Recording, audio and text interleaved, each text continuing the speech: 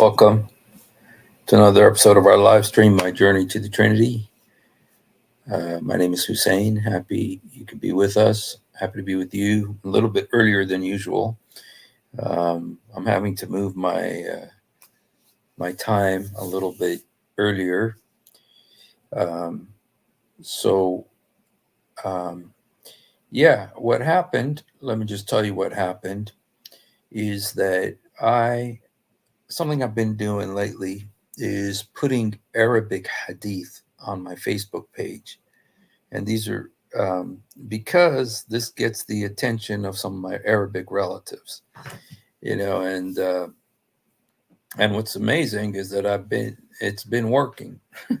Not like zillions, but I have been getting some responses from some of my Arabic relatives. Hello, Emmanuel. Hi, Q72. Q72. I don't know if. Oh, it said 10 o'clock. Sorry, man. Oh, yeah, it did. And I changed it. You know, um, we have to go a little bit earlier tonight. We're probably going to be going earlier for the rest of my life now, because I'm getting older and stuff. And so, but anyway, what I've been doing is I've been posting Arabic hadiths on my Facebook page. And Facebook, you guys, I don't know if 100% if this is the case, but I kind of have found it to be the case that I get more responses from Arabs on Facebook than I do on YouTube. Um, and especially like with my relatives and stuff, because I've been told that our whole village is on Facebook. Everybody in my village is on Facebook. And so that Facebook is the way to communicate with the Arabs. And so anyway, what I've been doing is I've been putting like different hadiths about Muhammad on Facebook. And a few months, it wasn't a few months, it was a few weeks ago, I put one hadith. And it really got some responses. In Arabic, I put it. And I got some responses, people trying to justify and try to say, oh, you don't understand or whatever. So anyway, so this week, what I did is um, I put this hadith. I put this post here, and this is Arabic hadith, and let me just show it to you in English before I tell you what it says. Let me show it to you in English, and then I will tell you about the response that I got. And I'm hoping that the response I got will lead to our friend Shadi coming here today. And because I sent him an invite. Okay.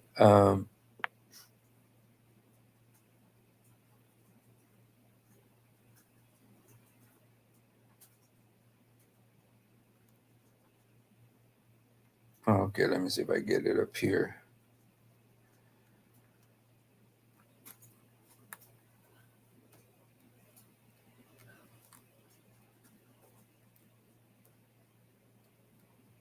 Timothy.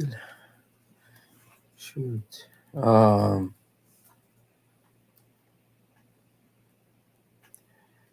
Shoot, what did I do with the I got the Arabic, but I don't have the English one.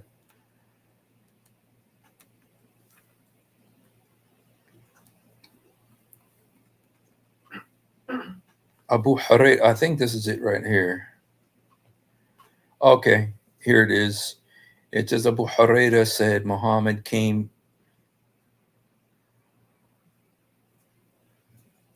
Oh, Muhammad said that Gabriel came to him and said, I came to you last night and I was prevented from entering simply because of the fact that there were images at the door. For there was a figured curtain with images on it, and there was a dog in the house. So order that the head of the image which is at the door be cut off, so that it may be like the form of a tree, and order that the curtain be cut up and made into two cushions spread out on which people may tread, and order that the dog be put out. So this is a Sahih Hadith in Mishkat al-Masabih. Okay, and so according to this, Muhammad had images. He had idols in his house, and so this kind of the question is, how can Muhammad, you know, have idols in his house? And he was obviously, I mean, Jibril was coming to him. Jibril was coming to him at the house. Now, and Jibril said to him, he can't come in. He can't come in because, you know, first of all, the dog, and then the images, you know, two things that keep angels or keep Jibril. And I'm not saying Jibril is an angel, but ich bin froh, ich bin sehr gut. So, you know, the question is, why does Muhammad have idols in his house? Okay, and if you guys, you know, if you read this, first of all, apparently Muhammad knows Jibril, and he's having interaction and relationship with Jibril. And we can tell this by look at the way he interacts with him. Look at the thing, look what Muhammad says about Jibril here. He says, as if it's nothing, as if it's commonplace. The messenger told that Gabriel came to him and said, I came to you last night and was prevented from entering simply by the fact that there were images at the door, for there was a figured curtain with images on it. So the thing here that I think is important is that look at the relationship between Jibril and Muhammad. Muhammad had grown accustomed to this evil spirit. He was interacting with him, talking to him, and having no problem. I mean, so this Jibril was coming to Muhammad's house regularly and talking to him. And he was talking very clearly and very, and Muhammad, there was no fear on Muhammad's part that this thing is coming to him, this Jibril. He was used to this Jibril by now. So the reason I say this is because this proves that Muhammad was accustomed to Jibril by now. And in the Muslim Islamic narrative, the first time Jibril came to Muhammad, he was so scared. He was so scared that he thought Jibril was going to kill him. Remember, Jibril came and grabbed him from behind and started choking him. Say, Iqra, you know, read. And then Muhammad says, what do I read? And he says, Iqra, you know, your Lord made man from the blood clot, you know, which is Surah 96. But Muhammad was so scared. This is the first time Muhammad encountered and Jibril had any kind of interaction. And Muhammad was scared to death of this thing. And he ran home. He thought it was a demon. He was saying and he ran home and said, Zamaluni, Zamaluni, told his wife Khadija, cover me. And she said, what's wrong, honey? He says, Lamasani jinn. Akhaf innu lamasani jinn. I'm afraid that a demon touched me. Muhammad said he was scared that a demon touched him in the cave of Hira. And that was Jibril, or his Jibril. Okay? It's not Gabriel of the Bible. It's Muhammad's Jibril. So Muhammad initially was terrified of this thing. He was scared to death of this thing initially. And, you know, Khadija asked him, do you see your friend? You know, and it was a really, he was terrified of this thing. He was so scared of this thing, Jibril, that he went and told his wife. His wife told him, let's go see Warqa bin Nawfal, her cousin, who's a priest, Ebionite priest. And that's the equivalent of a Jehovah's Witness in a sense, you know, a little bit. They're kind of like Jehovah's Witnesses. And he said, let's go talk to him. And so they went and talked to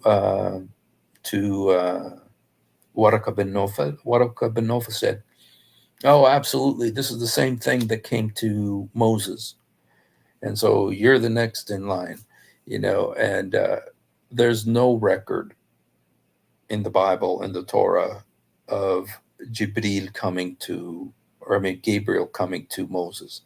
In the Bible, Gabriel came to Daniel, he came to Zechariah, and he came to um, Mary, the Virgin Mary.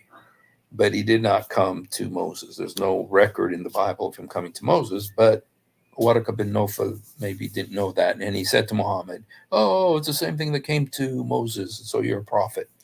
Okay, but Muhammad was terrified. And there were many times where Muhammad said that he was scared when that thing would come on him. He was scared when that thing would come on him. And but he got used to him. He got used to Jibreel. And by the time that this hadith comes around, by the time he had total cordial relations with Jibreel. Jibreel would come to his house and talk to him. So the relationship had developed, which means, because according to Islam, when Jibreel came to him in the cave, that's when he became a prophet. That's when he started his prophethood. He's 40 years old. That's when he started his prophethood. Coincidentally, that's when Dante started his prophethood too. But and Muhammad started his prophethood when he was 40 in the cave of Hira, supposedly. And that's when Jibreel first came. He was scared to death of the thing. But by this hadith, he wasn't scared anymore. He was totally, and he was talking to people about it. He says, "Hey, Jibreel comes," and Jibreel came. He's just talking to the guy just like it was, saying, I watched Wheel of Fortune last night or something. It was just like total happenstance. It's not an amazing thing. And everybody knew about it. I mean, Abu Huraira here, he says, it's just like, "Oh, yeah, did Gabriel come? Oh, how's he doing? What was he wearing?" Or, it doesn't even care. I mean, it was totally cordial relationship with Gabriel by now, which means this is this is later on in his alleged career as a prophet. And this raises the question that he's used to Jibril coming to him and coming to his house even. And yet he has idols in his house. Why does Muhammad have idols in his house? You know, it's just a question,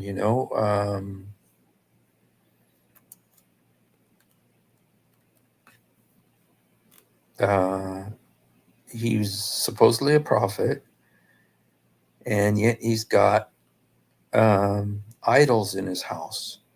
Why does he have idols in his house? Why does Muhammad have idols in his house? Okay. I'm trying to see if I could find this a different source. Now, there's many sources where Muhammad says that an angel doesn't come into a house that has idols or dogs. You know, um,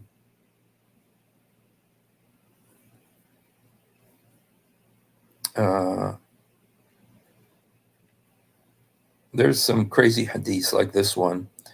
This is Sahih. It says somebody asked Muhammad, "What do you think of this idol?" And Muhammad said, "Whoever makes an idol on Judgment Day, Allah's gonna tell him to breathe a soul into that idol, and he won't be able to do so." So whatever that means. Okay. Um, Now this is a Sahih Hadith. Jibril came and asked permission to enter, and the Prophet said, "Come in." He said, "How can I come in when there is a curtain in your house on which there are images? You should either cut off the heads or make it into a rug to be stepped on." So, okay, Jibril is coming to his house. Now, this is a Sahih Hadith, Sunan al-Nisa'i 5465. Same essential story, and Jibril is saying, he isn't talking about the idols by the door, because apparently there was more than one idol here. There was idols by the door that he was supposed to cut the heads off of so that they look like trees. And then there was idols on the curtains. So he had both. He had idols on the curtains. I mean, what?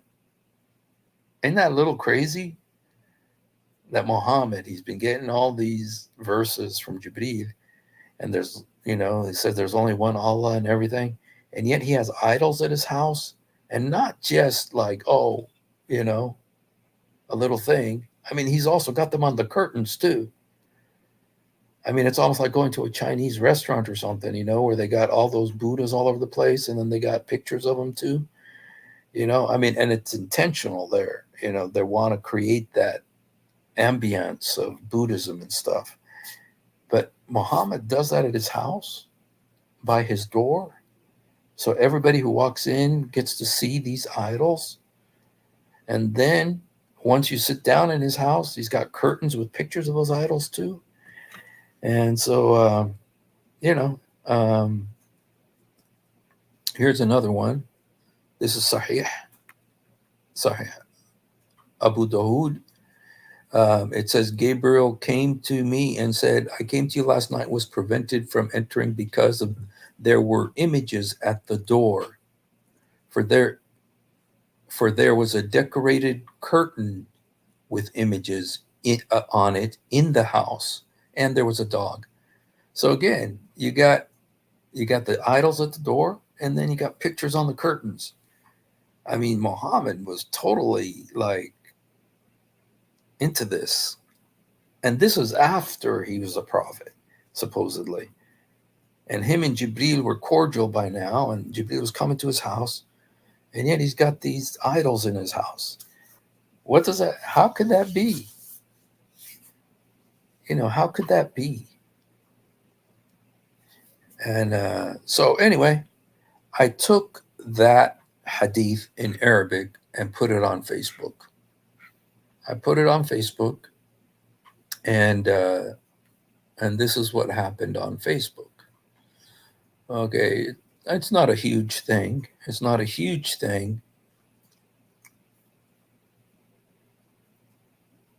says there's a story about curtains that had images on them that were converted to Christians. The images were still in the house, so that was the point.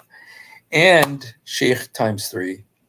One of the stories says that it was converted into cushions so people could sit on them or whatever. But the other one was that they were converted into rugs so people could walk on them. But you still have the image in your house.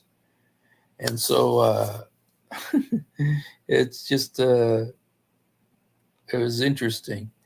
But anyway, one of my Muslim friends, he commented on it. And let's just look at his comment. Let's just look at what he said. I think this is it. Yeah, right here. It's the guy that I did a debate with a few weeks ago on Kenny Bomer's channel.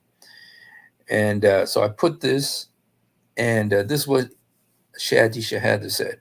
He said, yes, the Prophet, peace be upon him, had photos in his house. This was commonplace and not shocking. Those people were pagan. He was told to tear those curtains up. Okay, well, there's more than just photos. And of course, they didn't have photos back then, but they did have the images on the curtains and stuff. But there was also idols, tamathil in Arabic, على الباب تماثيل وكان في البيت كرام ستر فيه تماثيل. Okay, so you have both tamathil, which means images or like idols. Tamathil is like a statue or an idol, tamathil. And then there was the images on the curtains. And so he says, yes, the Prophet had that. It's not shocking. Anything Muhammad does is not shocking. Marrying a 6-year-old girl, that's not shocking. Marrying his daughter-in-law, that's not shocking. Anything Muhammad does, it's not shocking. Bless you, babe. Because Muhammad does it, it's not shocking. So to have idols in his house, is not shocking. And so I responded to him and said, not photos, but images that were so offensive that Jibril could not come in the house. Were they idols? Yes, they were idols. Muhammad was already receiving revelation at this point, meaning that he was already a Muslim, and he still had idols in his house. That was my question to him.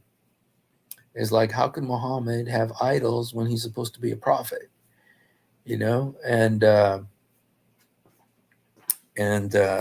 So anyway, I told Shadi to come on. I sent him an invite because he's now responding to another thing I wrote. Oh, yeah. And so I sent him a message to come and join us. Let me see if he will. I don't think he will. But I'm going to go ahead and send him another invite just to give him the benefit of the doubt. Maybe he didn't see it, And so, okay, Shadi Shahada. He's the guy that I did the live stream, the debate with on Kenny Bomer's channel.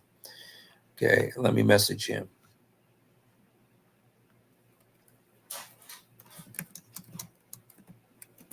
Come on, man.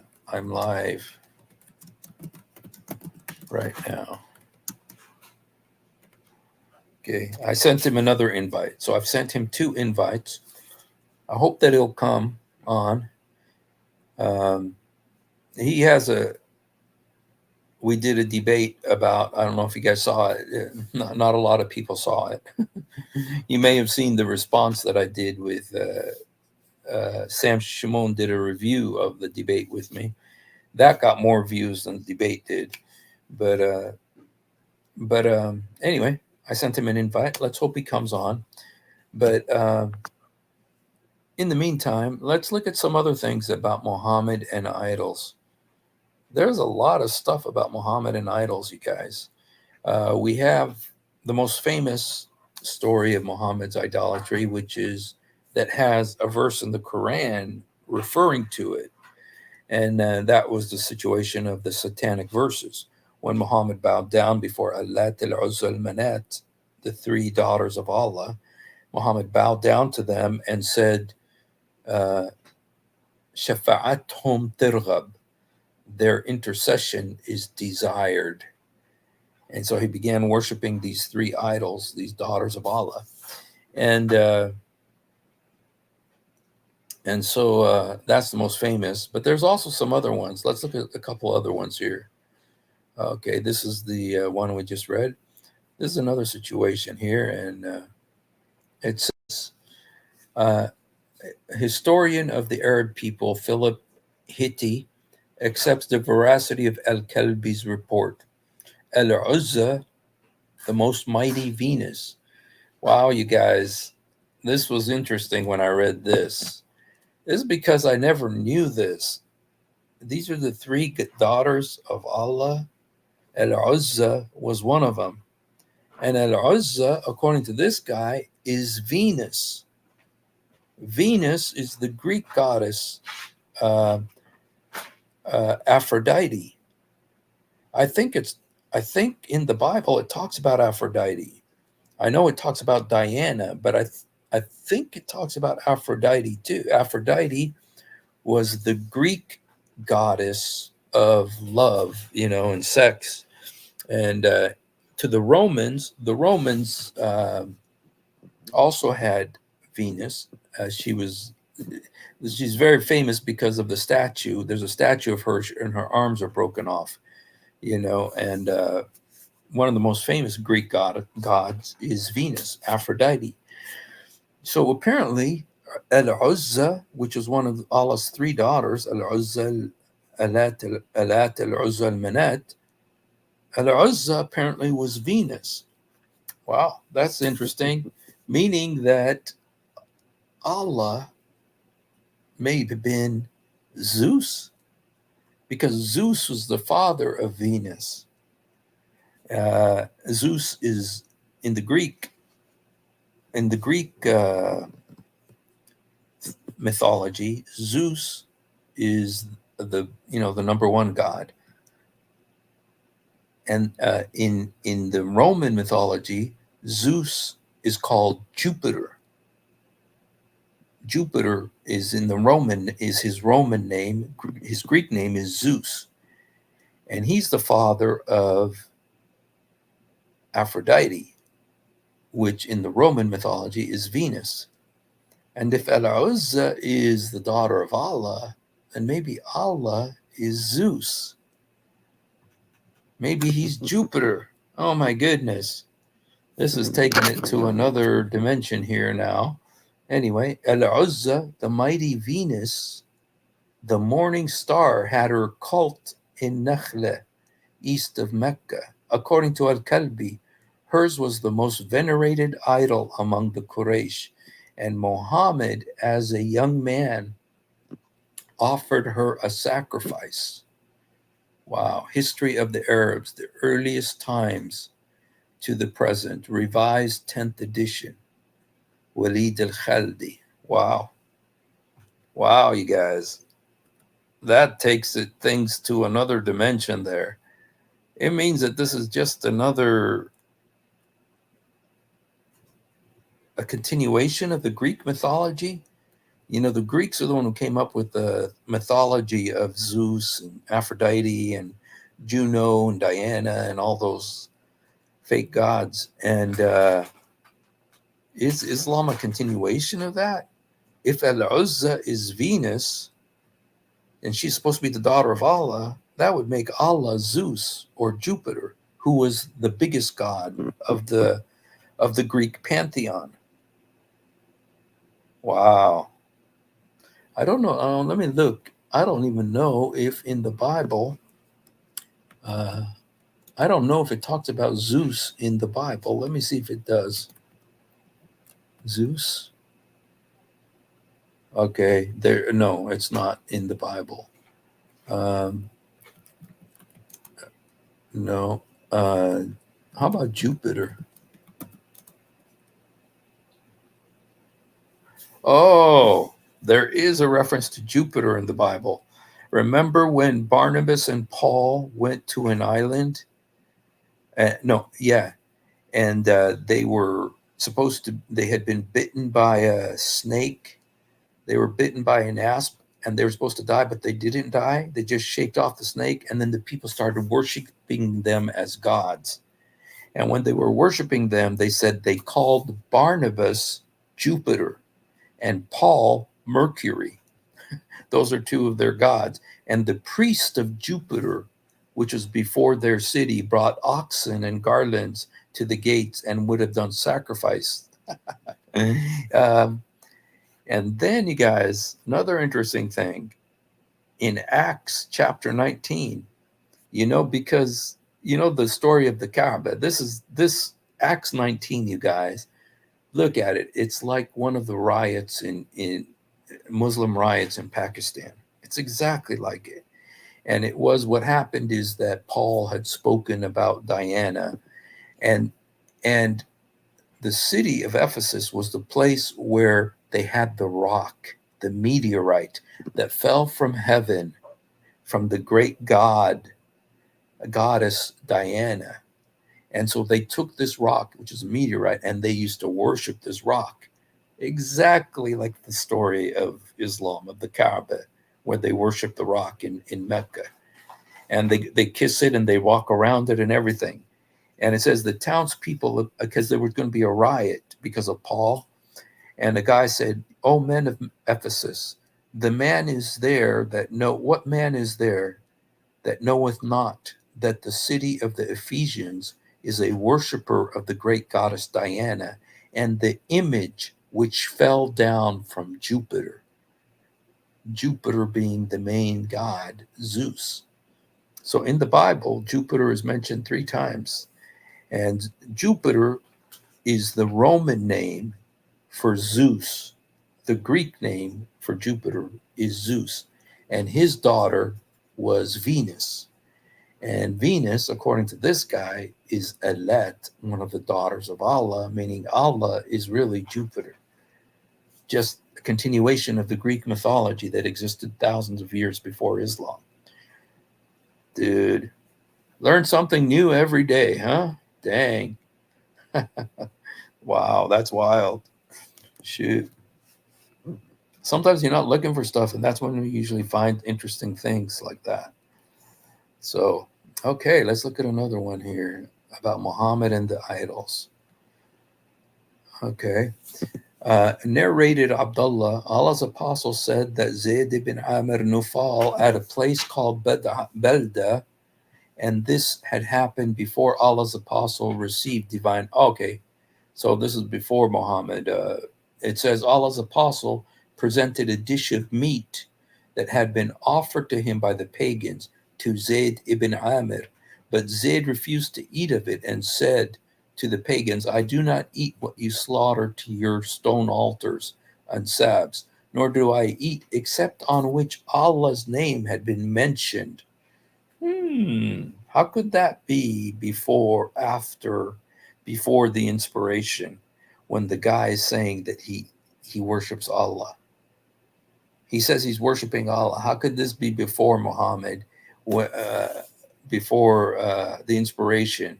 He says it's before the inspiration. How could it be before the inspiration when Zayd ibn Amir is only worshiping Allah?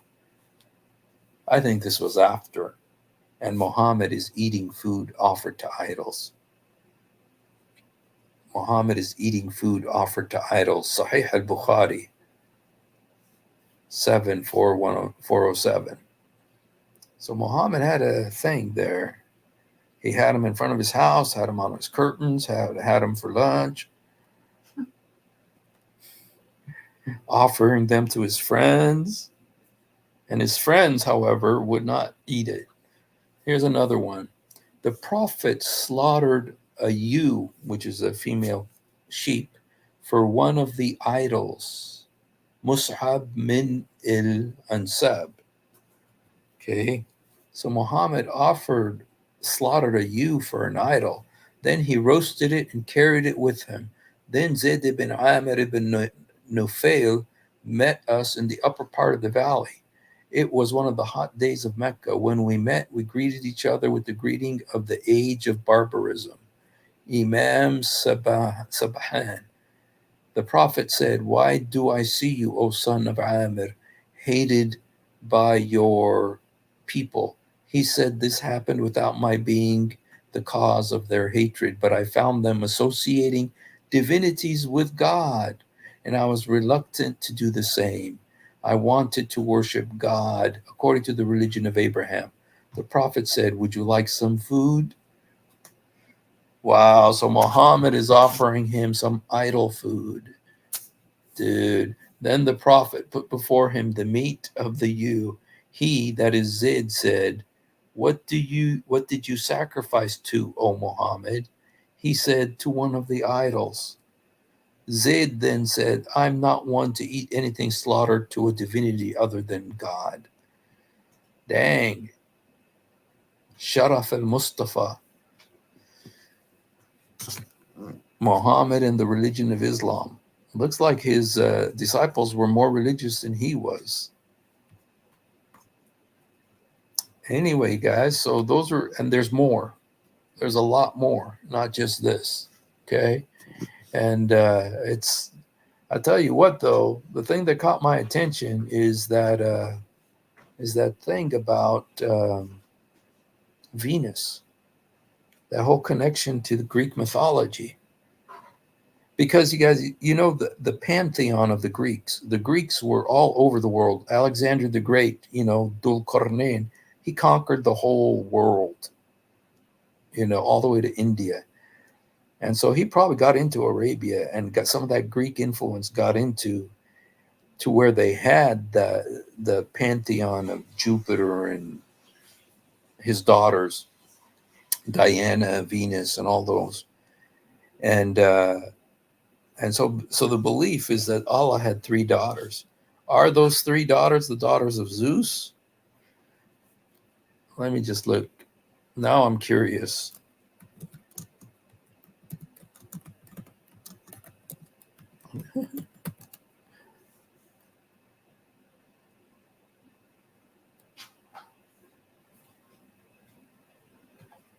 Okay, these are how many children did Zeus have?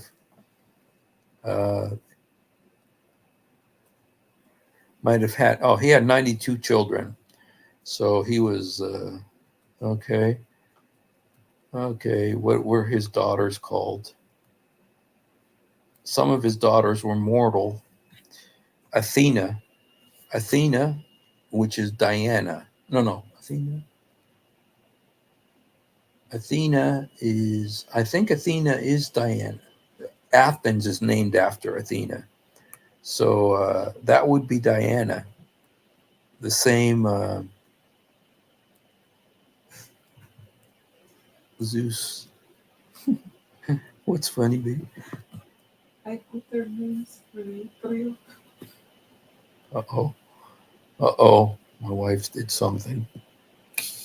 Khadija, Aisha, Sophia. Khadija, Aisha, and Sophia. Those were the three daughters of Zeus. Yeah. Well, what's interesting is that it seems like the Arab pagan religions had um, a Greek influence and Roman influence. So, what do you know? And and if Allah had three daughters, one of them was Venus, that means Allah is Zeus. Allah is Jupiter because he was the biggest god.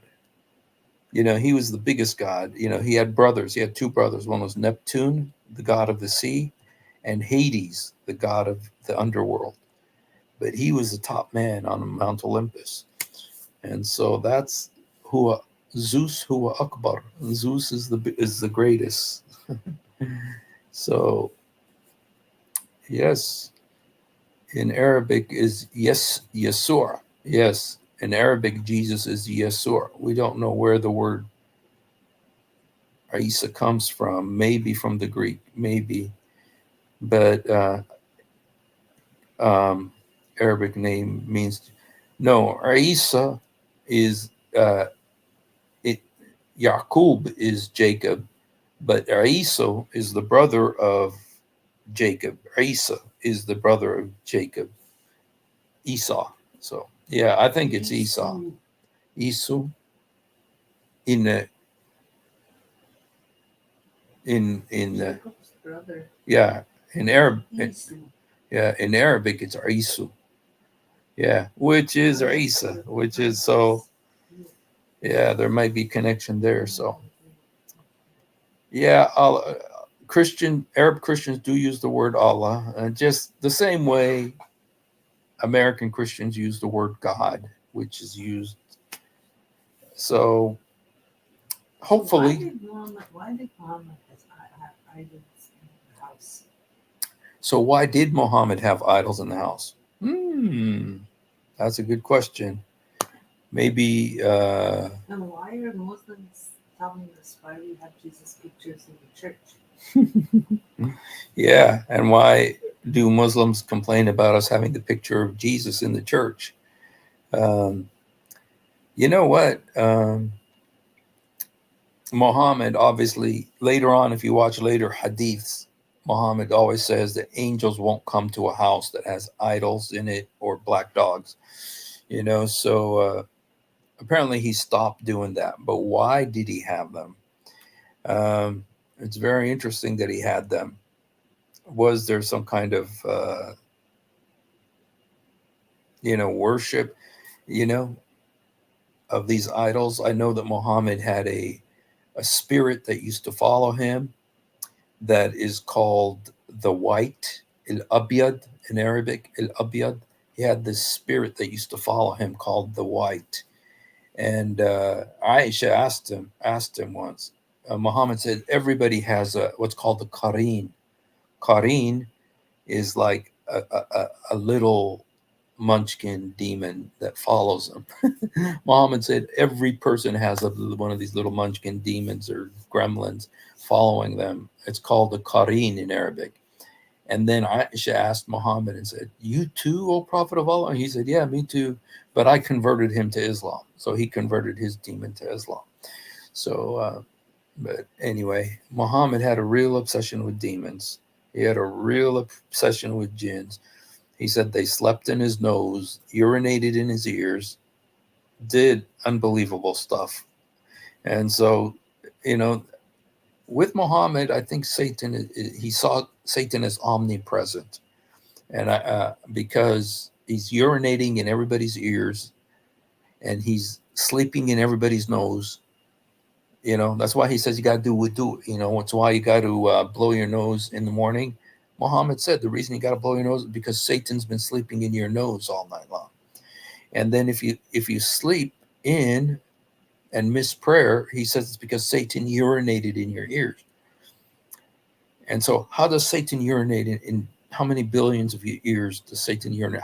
What do you drink to be able to urinate that much? And how could Satan be in all those places, urinating in all those ears, sleeping in all those noses? So, yeah, there's a demon. It's a Satan. Yeah. And with Muhammad, it's just like Satan was everywhere, and I think it's because Satan was using him and it was attacking him so much that he always had this Satan consciousness, this awareness of Satan. So, anyway, but he also had idols in his house. Why did he have idols? I wonder why. And he had curtain. Huh? What? Did you want storm? Yes. So, all right, you guys. Yeah. What? I didn't get. Oh. You don't have anything else? I thought you had. Okay. All right. Well, my wife says that we're fine to stay. We don't have to go to bed yet. So she's having fun. So let's try. Let's see if do we have any Muslims who want to come on? Who?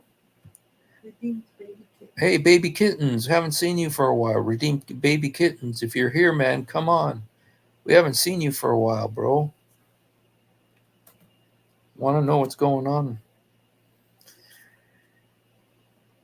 Redeem baby kittens. If you're here, come on, man. We've been praying for you. See what Tiger said? Redeem baby kittens. Oops. Praying for you, brother. Want to know how you're doing.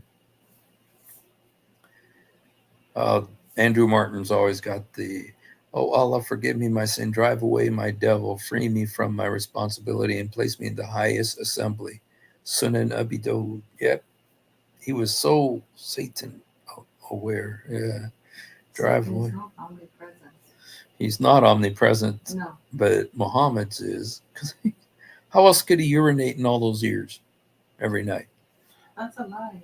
I know it is, but I'm saying to Muhammad, he must have been, to be able to do that, He lied. He scared them.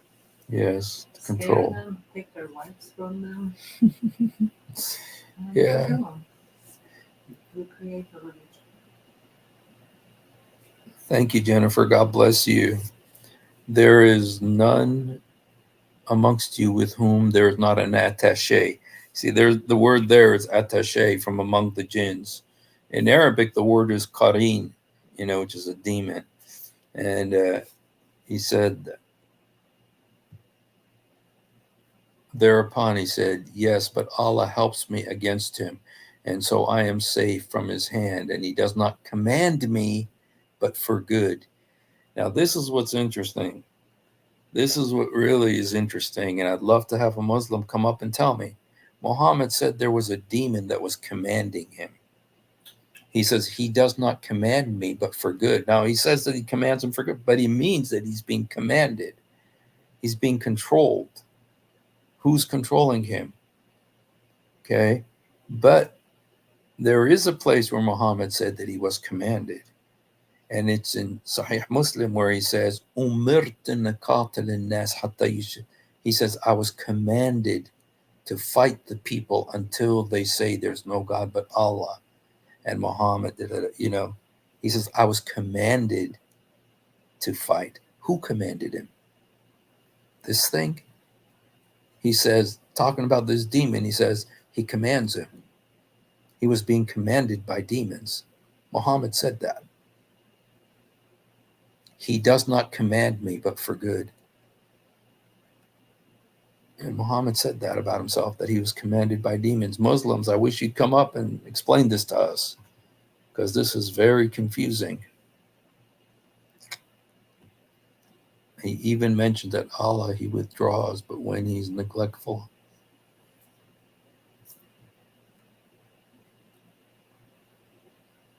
Oh, okay.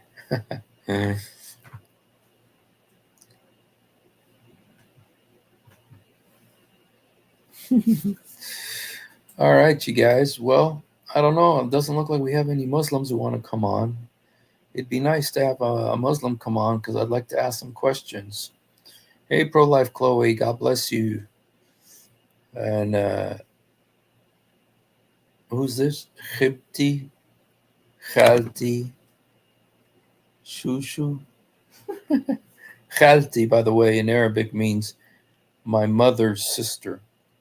Khalti is like my aunt, my mother's sister, because my father's sister would be Amti, you know, on my father. My paternal aunt is Amti, but my maternal aunt is Khalti.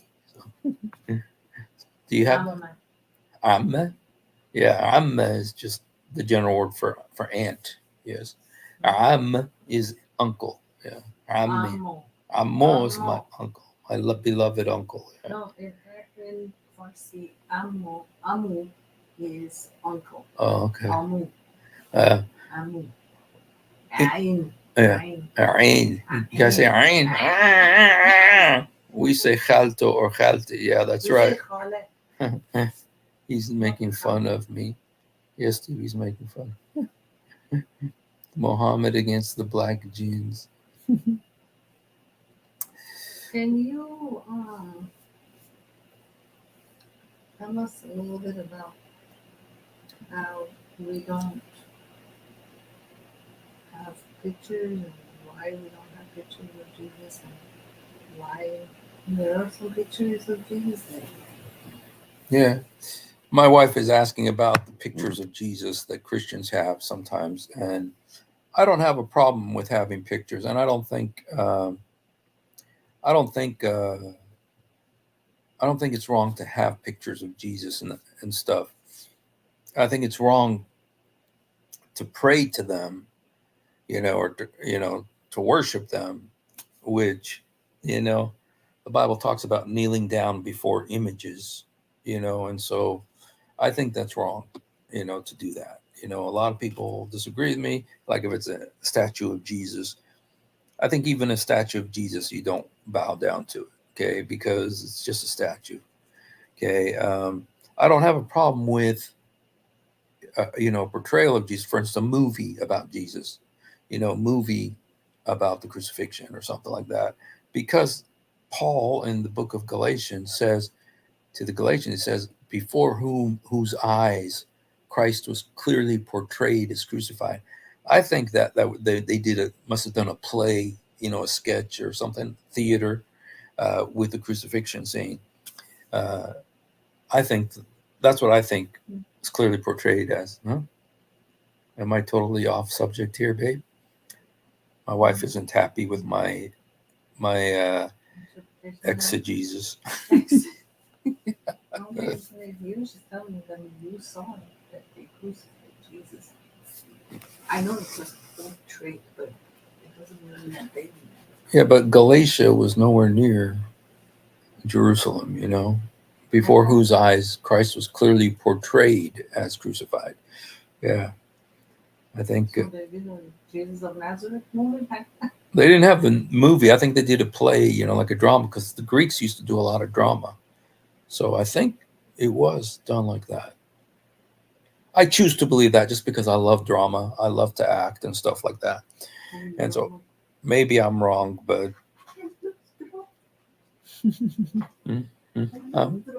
my wife tells me sometimes that I'm a drama queen. Like when I get to sniffles, I need special attention all the time. And so, okay. Well, you guys, I don't think there's any Muslims that want to come on. I don't think we got any Muslims who are coming on. If there are, you know what I'll do is I will put an invite here in case there's a Muslim. I want to talk. If you guys want to come on, my wife would like to exhort you. Can I talk to? If you guys want to come on, if there's any Muslim who wants to come on, where are all our Muslims? We had a bunch of them. Last night we had a bunch of them. They're watching. You know, I don't know where they went. You know, I'd love to ask the Muslims, why does Muhammad have idols in his house? You know, Jibril wouldn't go into Muhammad's house because he's got all these idols. Why? What is it? You know, eventually Muhammad told everybody, you know, if we go back and look at those hadiths, you know, let's look at those hadiths. You know, because Muhammad is very, after this incident, he became very averse to having idols in his house. But before then, the question is, why did he have idols in his house? I mean, I know he used to, and you guys, there's one other thing too, and that is that they called his grandfather Abd al-Uzza. Abd al-Uzza, which Abd means slave or servant of. Al-Uzza was one of the daughters of Allah. Okay, so one of Muhammad's forefathers was named Abd al-Uzza, which means a worshiper or a slave of Uzza. Well, today we found out that Al-Uzza is Venus. So he's one of the slaves of Venus. So there's this idol thing going there. And Muhammad offered sacrifices to them, you know. Here's some things. Here's some hadiths about images, you guys. And I tell you what, you guys, these hadiths are, you know, this one I think is like virtual reality. You know, Muhammad foreseeing virtual reality. Muhammad says, "Indeed, in paradise there is a market, which there is no buying or selling, except for images of men and women. So whenever a man desires an image, he enters it." Okay, this one is da'if. It's in al-Tirmidhi. "In fi jannah la suka ما فيها شراء ولا بيع إلى الصور من الرجال والنساء فإذا اشتهى الرجل صورة دخل فيها." Dang. It's like what, virtual reality? Dude, it's like porn. "I never used to leave the Prophet's house anything carrying images or crosses, but he obliterated it." So if Aisha, this is Aisha speaking, you guys, and she says, if I ever took something to Muhammad's house that had an image on it or a cross, why would Aisha be carrying a cross? Muhammad obliterated, he broke it. Let's see what it says in Arabic. Yeah. "Beto shay'an fihi tasliban ila naqtu." Okay, so Muhammad, if it had a cross, Muhammad broke it. Just like he says Jesus or Isa is going to come and break the cross, Muhammad used to break the cross too. Wow. You know, the interesting thing about this is that, anyway, because Muhammad said that Isa is going to come and break the cross. Well, here Muhammad is breaking the cross. So, Prophet said, "Angels do not enter a house in which there is a dog or an image." Surah, fiha kalb wila surah. An image. Now, a surah is like a picture. It's not necessarily a statue. But the hadith that I showed you, where it talks about in front of Muhammad's house by the door, the word there is not surah, it's tamathil. Tamathil is like little statues, like idols. Okay. The angels do not enter a house in which there's a dog or an image. Okay. Okay. The angels don't enter a dog where there's a dog or an image, a house where I made some food and invited Mohammed to come eat. He came and entered, and he saw a curtain on which there were images. So he went out and said, the angels do not enter a house in which there are images. Remember, Muhammad, you guys, he had images on curtains, he had statues, and he had a dog. Okay, 3 no-nos. Muhammad ordered Umar bin Khattab, who was at Al-Batha at the time of the conquest of Mecca, to visit the Kaaba and obliterate all the images in it. The Prophet did not enter it until all the images were obliterated. So he didn't respect their religion, huh? That Jibril came to Muhammad with her image. Oh, you guys, this one right here is this is very bad. This is about Aisha. Okay, Aisha is the one who's saying this. So apparently Muhammad told her this. Jibril came to Muhammad with her image, Aisha's image, on a piece of green silk cloth. He said, "This is your wife in the world and in the hereafter." So Muhammad used to dream about the 6-year-old girl. He dreamed that Jibril brought him a picture of her. Ooh, get arrested in America for that, huh? Wow. I heard the messenger of Allah say, the angels do not enter a house in which, okay, dog or an image. Whoever makes an image will be commanded on the day of resurrection to breathe a soul into it, but he will not be able to do so. Whatever, okay. Okay, this is the same thing here. People who will be punished are the idol makers. Ooh.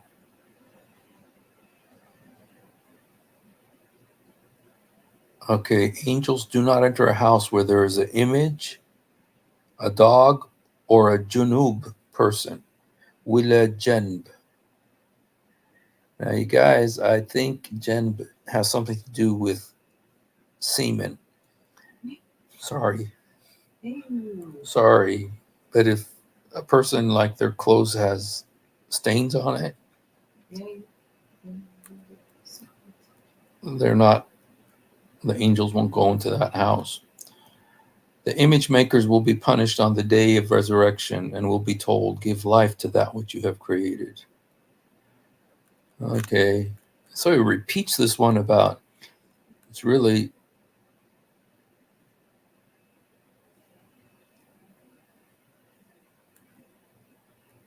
okay.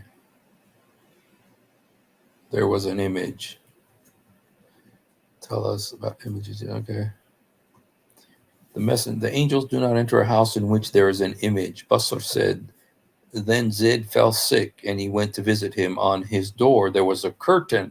These curtains, what kind of curtains did they have in this city? All the curtains have images on which there was an image. I said to Ubaydullah al-Khawlani, don't tell Zaid. Didn't Zaid tell us about the images yesterday? Didn't you hear him? Except for patterns on fabrics. Oh my goodness.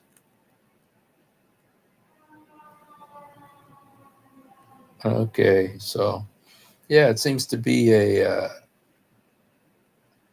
Zahaka does not contain the second verse. Okay. They must have painted like with hand. Or maybe they sewed it or something. I don't know. وحدثنا حسن بن علي الحلواني وعبد بن حميدة كلهما عن عبد الرزاق أخبرنا الثوري عن ابن أبي نجيح بهذا الإسناد إلى قوله زهق ولم يذكر الآية الأخرى وقال بدل نسبا صنما. Both words mean an image. Okay. I don't know what that all. It was like a long chain of narrators, and there was nothing. Didn't say nothing though. That you not leave an elevated grave without leveling it, nor an image without erasing it. Angels do not enter a house in which there was a dog or object of images.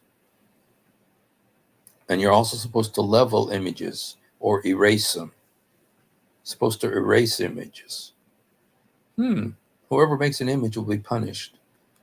Okay, the makers of these images will be punished. I made some food and called, okay, but there was messages, so image or a dog. And the dog belonging to Al-Hassan was in the house. Okay.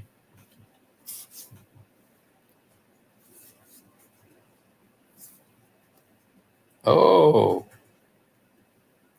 Now, I think this right here is a good hadith to have, because here Muhammad is directly quoting the Bible.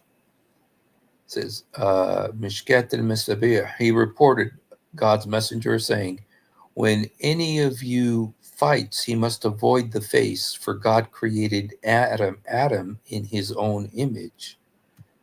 Ooh.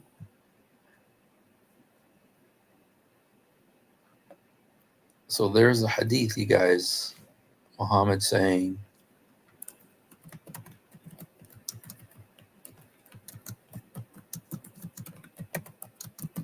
so Allah has an image? Allah has an image? Whoa.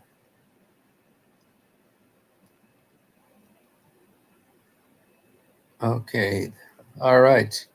Anyway, you guys, that was fun. I was kind of hoping Shadi would come on. I thought he would be brave and come on, but he didn't. Redeem Baby Kittens, we were kind of hoping to see you too, man. I hope you're doing good, my brother, and we care about you. We'll pray for you. Hope everything's going good.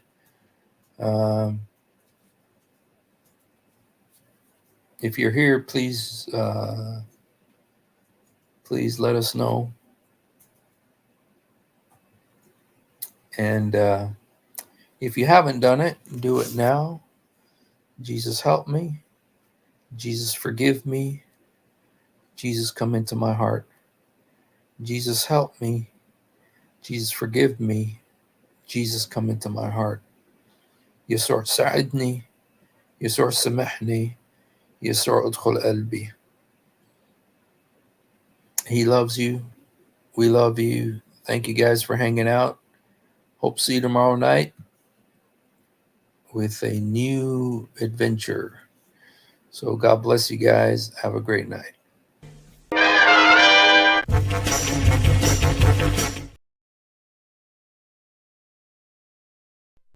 If you have ever wondered why dull apologists lie so much, it's because on a rare occasion that they tell the truth, this happens. One of the reasons I accepted Islam was the scientific miracles. I'll be honest with you.